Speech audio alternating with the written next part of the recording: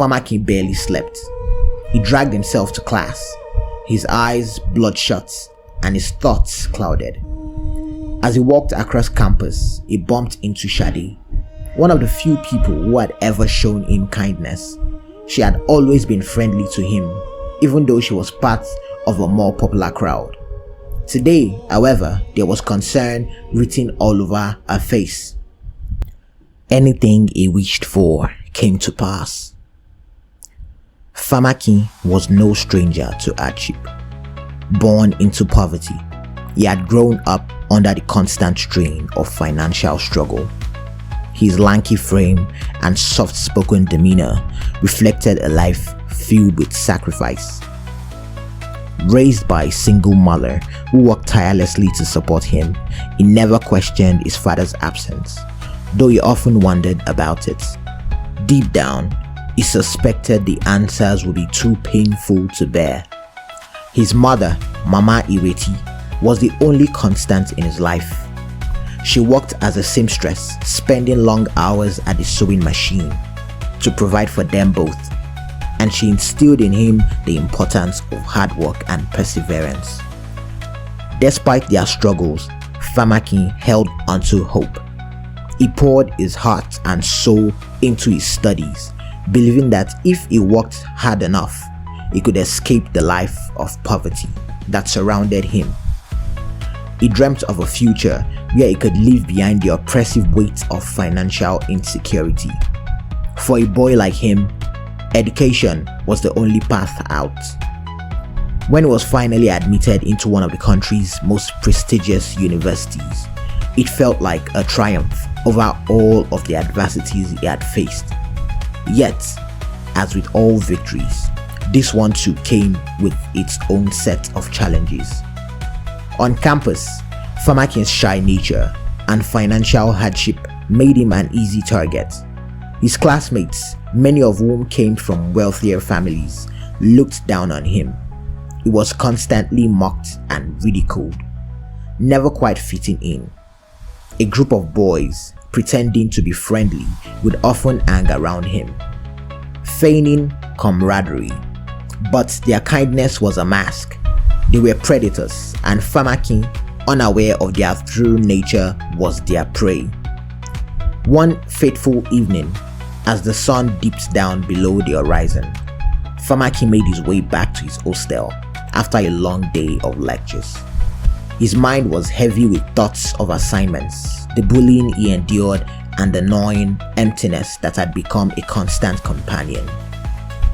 The campus, with its wide, quiet paths, seemed to echo his solitude. He had just rounded a corner near the student union when he heard a familiar voice call out to him. "Hey, Famakin." It was Tunde, one of the boys who had befriended him, only to turn on him later. Tunde's voice was loud, too friendly. Famakin tensed instinctively, but he forced a smile, trying to play along. Hi, Tunde," Famakin replied softly, his eyes darting to the ground, avoiding the laughter that always followed these encounters. Before he could react further, Tunde clapped him on the back with a little too much force, almost making him stumble. The other boys, Kunle and Olamide, appeared from the shadows, laughing. Famakin froze as they closed in on him, blocking his path. "What's up, man? You look like you've got a lot on your mind," Kunle said, his tone mockingly sympathetic. Olamide grinned widely. "Yeah, looks like you've got more than enough weight on your shoulders. How about we lighten your load for you?" Before Famakin could speak, Kunle grabbed his books from his hands and shoved him into a narrow corner of the pathway. The air felt cold and heavy as Tunde reached for Famakin's phone, still tucked in his pockets. "No," Famakin shouted, but the words came out too late. The phone was already in Tunde's hands. The boys burst into laughter and Olamide threw his head back, laughing loudly. "What? You think we are your friends? You are too soft, Famakin. You'll never make it here like that." Tunde, grinning like a predator, waved the phone in front of Famakin's face. Maybe next time you think twice before acting like you are better than us. See you around, loser. With that, the group turned and ran off into the night, their laughter echoing in the distance. Famakin stood there, his chest tight with humiliation. As he slowly sank to the ground, his books, once a symbol of his escape from poverty, now felt like an anchor. His phone, the one connection he had to the outside world, was gone. He felt the sting of tears but refused to let them fall. He couldn't show weakness, not to them, not to anyone. Instead, he stood up and walked back to his hostel, the weight of defeat pressing heavily on his shoulders. His mind replayed the entire incident, the mocking faces of the boys flashing before his eyes. As he entered his hostel room, the silence seemed deafening. He threw his books onto the threadbare mattress and sank down beside them. The room was dim, lit only by a single flickering light bulb. Famakin stared at the cracked walls, his mind swelling with anger and sorrow. I wish I could get a new phone," he muttered to the darkness, his voice barely above a whisper. "A better one that's not so easy to take." The words slipped from his mouth like a prayer, a desperate plea for something, anything to change. He closed his eyes, too tired to even think about what had just happened. But his frustration simmered deep down. He lay there in the quiet, the pain of the loss still gnawing at him. The next morning, Famakin barely slept. He dragged himself to class, his eyes bloodshot and his thoughts clouded. As he walked across campus, he bumped into Shadi, one of the few people who had ever shown him kindness. She had always been friendly to him, even though she was part of a more popular crowd. Today, however, there was concern written all over her face. "Famakin, what's wrong?" she asked, noticing his tired eyes and downcast expression. "It's nothing, Shadi," Famakin replied, trying to hide the anger behind a forced smile. Just a bad night." Shadi frowned, clearly not convinced. She stepped closer, lowering her voice. "Come on, I know you better than that. What happened?" Famakin hesitated, looking around to see if anyone was listening. The weight of the previous night's events pressed down on him again. "Those guys, the ones who pretend to be my friends, they took my phone," he said quietly, his voice faltering. "I don't even know why I let myself trust them." Shadi's eyes widened in shock. "That's awful, Famakin. They are scum. I'll never understand why they treat you like that." Famakin smiled weakly, grateful for her sympathy. "It doesn't matter. I'll manage." Shadi paused for a moment, then reached into her bag. She pulled out a sleek, brand new smartphone, holding it out to him. "Here, take this.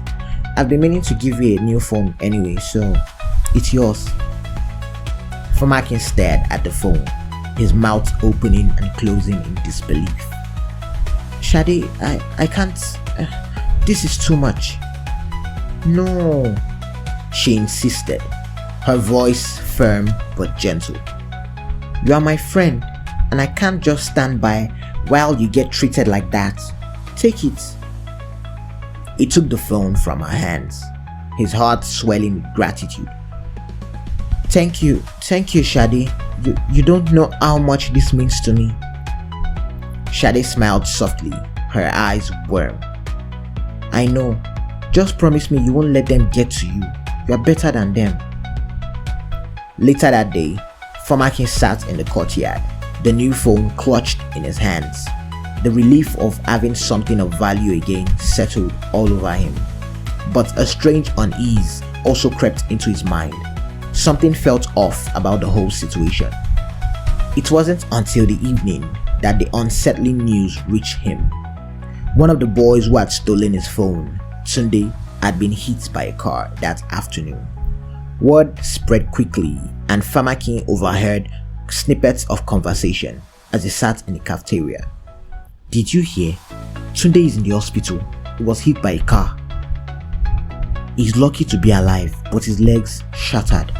They say he won't be walking for months." Famakin froze, his heart racing. The coincidence was too jarring. He felt the phone in his pocket like it was a burning hole in him. A sense of dread washed over him. Was it possible that his whispered plea in the darkness had somehow caused this? He shook his head, trying to brush off the thoughts. It was just a coincidence, he told himself. But deep down, something gnawed at him, a feeling he couldn't shake. In the weeks that followed, Famakin began to notice an unnerving pattern. It wasn't just the phone incident. It seemed as though every wish he made, no matter how small, came true. When he wished for better grades to pass a particularly difficult exam, he woke up the next morning to hear that a fellow student had mysteriously dropped out, leaving him with an unearned rise in the class rankings. When he needed money to pay for his tuition fees, an unexpected inheritance from a distant relative suddenly arrived. The weight of the cash was a bitter reminder that someone had to pay for his gain. The most chilling event occurred one evening when Famakin, desperate to escape the bullying he had suffered for so long, made an offhand wish for the ringleader to disappear. The next morning, the boy, one of the cruelest of the gang, collapsed on the football field, clutching his chest. He was pronounced dead from a sudden heart attack, and the shock waves of his death rippled through the university. The coincidences piled up, each one more unsettling than the last. Famakin began to suspect that something dark and sinister was at work, but he didn't know what to do. Terrified, he confided in his mother. "Mama, I think something is wrong with me," he confessed one evening. "Whenever I wish for something bad happens." Mama Ireti's face grew pale as she listened to his words. She clutched the wooden amulet around her neck, her voice trembling. "You must stop, Famakin," she warned. "There are forces in this world that do not give without taking. You are meddling with powers beyond your understanding." But Famakin, in his desperation and longing for a way out, brushed off her warnings. He had suffered too much in life to let go of the only chance he had ever gotten to break free. Life had always been cruel, and if he had finally found a way to turn the tides in his favor, who was he to question it? The law of power was too strong. As rumors of Famakin's strange ability to grant wishes spread, more and more people sought him out, begging him for help. At first, it was subtle.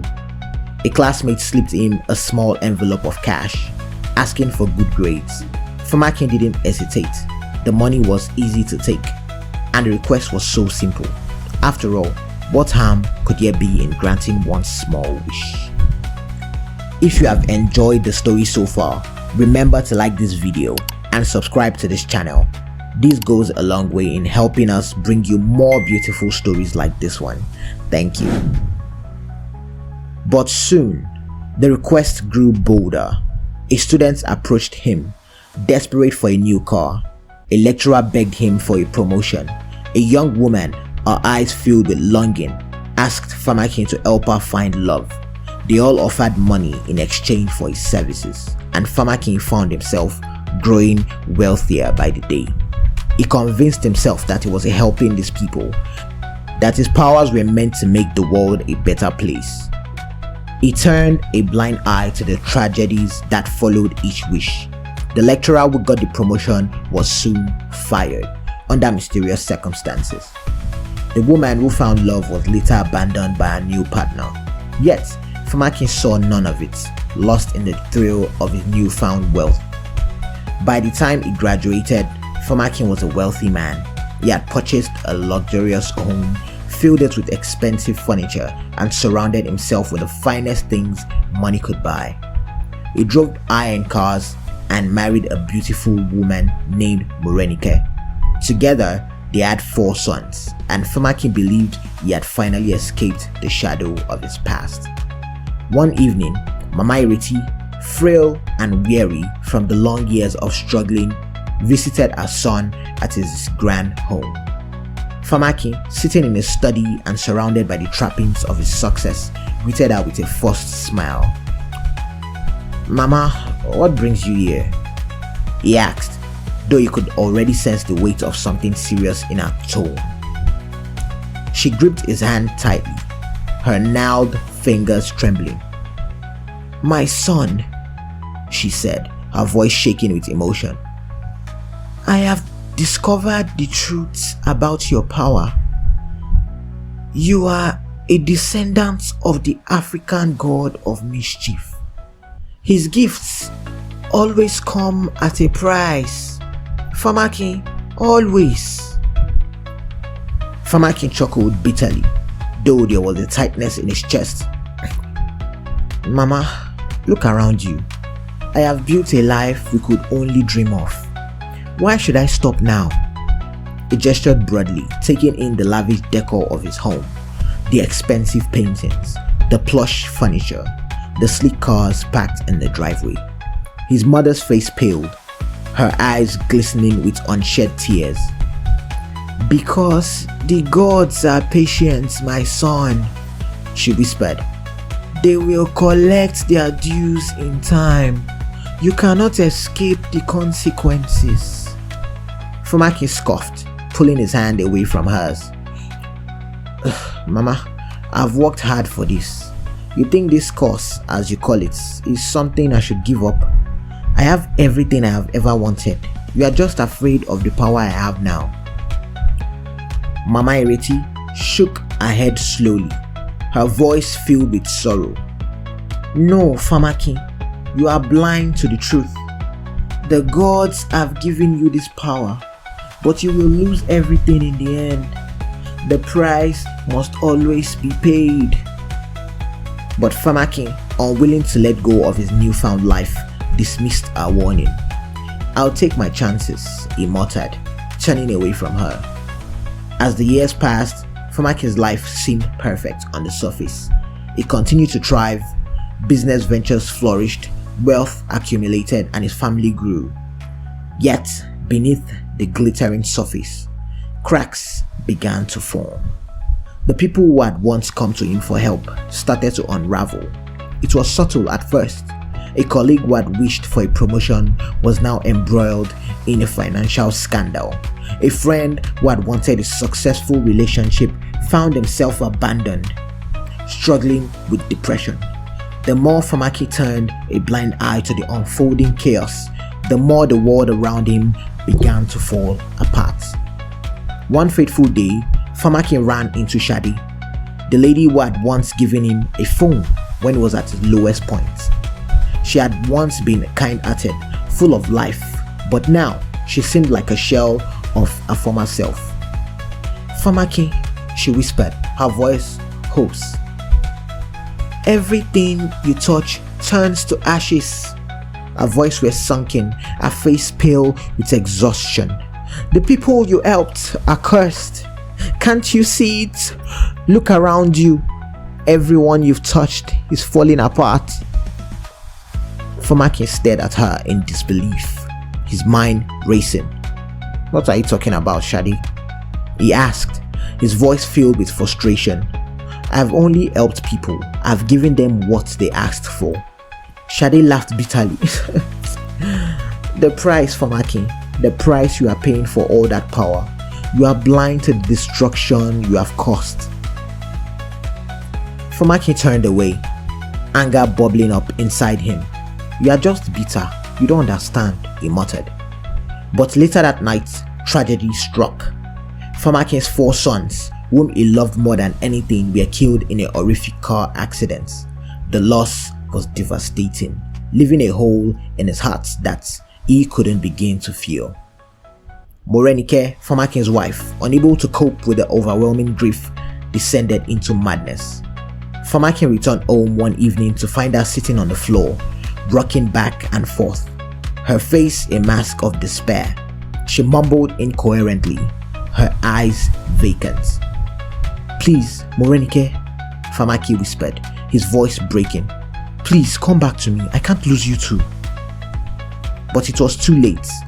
Morenike was gone, lost to the madness that had overtaken her mind. Desperate for answers, Famakin sought out a specialist, hoping to find a way to undo the damage he had caused. The spiritualist, an old man with piercing eyes, listened to Famakin's tale with a grave expression. "The power you wield is not your own," the man said quietly. "It feeds on your life force and the lives of others. The price must always be paid." Famakin felt a chill run through him. The weight of the truth sank in, and for the first time in years, he truly understood the cost of his wishes. But it was too late. The gods had come to collect their dues, and soon it would all be over. Famakin's health deteriorated rapidly. His once strong body withered, and his mind became a prisoner of his guilt. Nightmares plagued him, filled with the faces of those he had wronged. Alone in his mansion, he realized that his wealth meant nothing. His power had cost him everything: his family, his friends, and his peace. One cold rainy night, Famakin took his final breath. As his soul departed his body, he found himself in a dark, fiery realm. The god of mischief stood before him, a cruel smile playing on his lips. "Did you think you could use my power without consequence?" The god mocked. His voice echoed in the dark. "You were but a vessel, Famakin, and now you will pay the ultimate price." Famakin's screams filled the air, the agony of his soul reaching into eternity. His torment would never end, a stark reminder that everything, even power, comes at a price. Famakin's story serves as a warning to those who seek power without understanding the cost.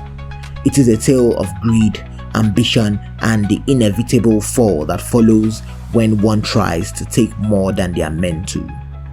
In the end, everything comes with a price: power, wealth, and success. Each one carries its own cost, one that cannot be avoided.